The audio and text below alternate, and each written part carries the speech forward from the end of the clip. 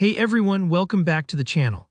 Today I'm going to walk you through how to seamlessly link SharePoint Lists with Power BI, a super useful connection that can help you analyze, visualize, and get fresh insights from your organizational data. By the end of this tutorial, you'll know exactly how to connect your cloud data and troubleshoot any common hiccups along the way, so you can start making better data-driven decisions right away. Let's dive right in. First, if you're new to SharePoint, you might notice that Power BI is already connected to your SharePoint environment. This is because Microsoft has really streamlined things in recent years, making it easier for their apps to talk to each other.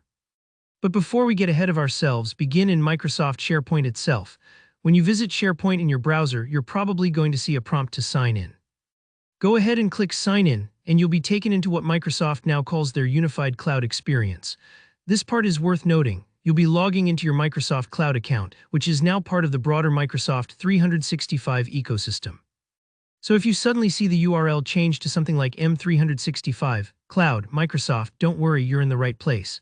Microsoft has made this switch to give you a single interface for all their productivity tools, whether you're using SharePoint, Power BI, Word, or Teams. It's all integrated to help you work smarter, not harder. Now, once you're signed in, you'll see a dashboard with all the content and data you've created or have access to in Power BI. It might look a little different from the old SharePoint home page, but just take a moment to get familiar with this new layout. If you're working in an organization, you might see other collaborative files or resources here as well, but today we're just focused on Power BI. From here, locate your Power BI datasets or reports. These are typically right in the main window or under the Power BI section. Click on the relevant Power BI item, and as if by magic, you'll be automatically directed to Power BI within the suite of Microsoft 365 apps. You don't need a separate login or anything. Microsoft has worked hard to make sure these transitions are really smooth. If you see a lot of options or tiles, just find Power BI and click it and let the page do the rest. You might notice at this point that every time you sign into SharePoint, you're redirected to the M365 Cloud Microsoft domain. That's because Microsoft is consolidating all its productivity, think documents, lists, data, and search, into this unified portal.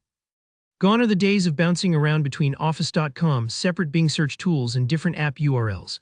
Now everything gets funneled through M365 Cloud Microsoft.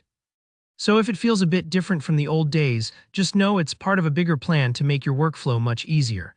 But what if things don't go quite as smoothly? If you ever run into multiple redirects or can't sign in, there are some quick troubleshooting steps that usually solve the problem. Try clearing your browser's cache and cookies. Sometimes old data can confuse these newer integrations. Also, disabling any browser extensions, especially those related to privacy or ad blocking, may help. And if all else fails, switch to a different web browser to give it a fresh start. These simple actions can resolve most sign-in glitches you might encounter. So to sum up, connecting SharePoint Lists to Power BI is really about embracing Microsoft's new, unified cloud experience and learning to navigate their integrated portal. Once you're signed in, accessing your Power BI data is just a matter of a couple of clicks, and with this new interface, you're set up for efficiency and collaboration. If you found this walkthrough helpful, be sure to give the video a thumbs up and drop a comment below if you've got any questions or if you've run into something I didn't cover. And don't forget to subscribe for more tutorials just like this.